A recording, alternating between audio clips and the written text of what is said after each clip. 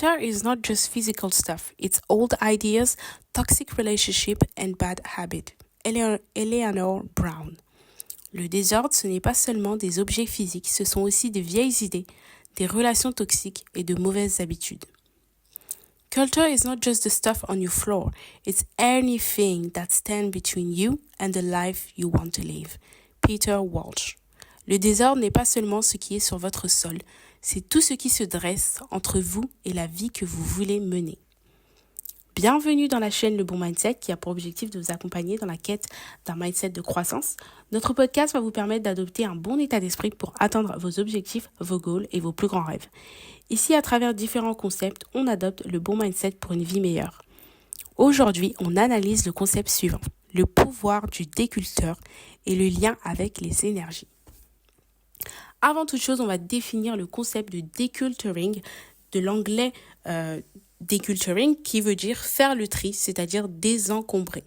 Le déculteur, autrement dit le fait de désencombrer, désigne une méthode qui vise à retirer, se débarrasser d'éléments inutiles.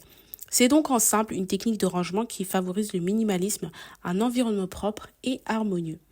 Nous allons nous intéresser quant à l'influence de cette méthode dans notre quotidien et également comprendre pourquoi et comment cette pratique influence nos rapports avec les énergies.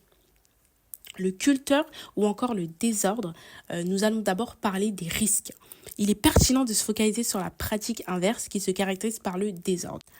En effet, le désordre ou le fatras désigne une accumulation de biens non nécessaires ou qui n'ont pas de valeur. Dans la logique, on pourrait se demander quelle est l'utilité de conserver des biens non essentiels. En réalité, cette conservation, elle s'explique par une incapacité à s'ordonner, du fait d'un attachement émotionnel à certains biens, d'une peur du nouveau, d'une incapacité à remplacer ces biens, et finalement par un mindset, c'est-à-dire un état d'esprit qui s'alimente d'une croyance qui se lie à l'environnement dans lequel les individus ont évolué.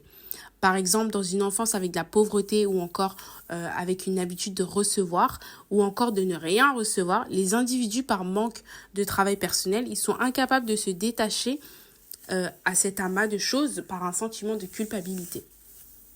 Donc on comprend donc qu'en fait l'historique des individus va vraiment venir influencer leur façon de se comporter face à la conservation des biens.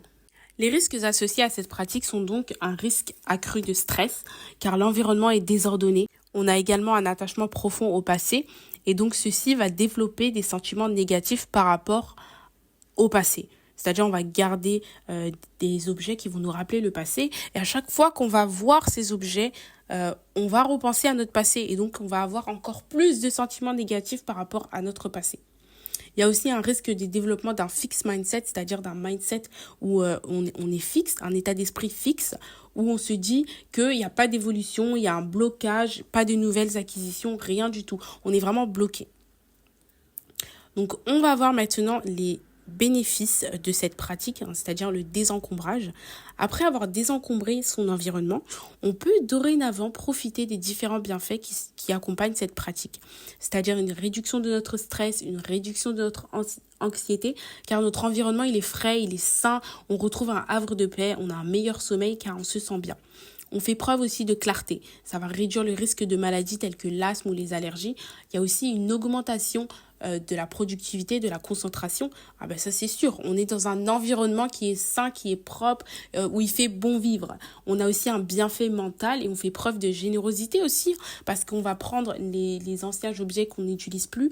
On va soit faire des dons, on va faire de la charité ou encore on va revendre ses biens. On comprend donc que cette technique elle permet de favoriser un environnement sain et qui permet aussi de développer un mindset de croissance, c'est-à-dire un état d'esprit de croissance. On va choisir de remplacer pour avoir quelque chose de mieux. Bien entendu, cette pratique elle demande de l'équilibre, car vouloir tout remplacer constamment, c'est également une réponse traumatique. Et dès lors, la pratique elle n'est plus bénéfique. Donc tout est dans la modération. Le lien avec les énergies. Nous avons vu précédemment que le positif attire le positif. En effet, on comprend donc que cette pratique est étroitement liée aux énergies car elle permet un nettoyage des énergies, c'est-à-dire vous enlevez toute source négative pour faire de la place pour de bonnes ondes. Et cela passe par son environnement quotidien. On prépare inconsciemment le terrain pour recevoir de bonnes choses. Pour rappel, la préparation est de mise. Pour recevoir et atteindre de grandes choses, il faut s'y préparer et faire faire preuve d'ouverture. Cette préparation débute par son environnement car ce dernier a une forte incidence sur votre personne. Alors oui, faites du ménage autour de vous et cela est valable dans toutes les sphères de votre vie, c'est-à-dire vos interactions, votre maison, votre voiture, votre dressing, partout. Faites preuve d'ouverture et soyez prêts à recevoir ce qui est fait pour vous. Car toutes vos bénédictions sont proches de vous. Parfois, elles n'attendent que la place nécessaire afin de s'implanter dans votre vie. Mes mots de la fin sont les suivants. Alors fais le tri, débarrasse-toi de tout ce qui est un frein à ton évolution et privilégie les bonnes ondes et un environnement sain.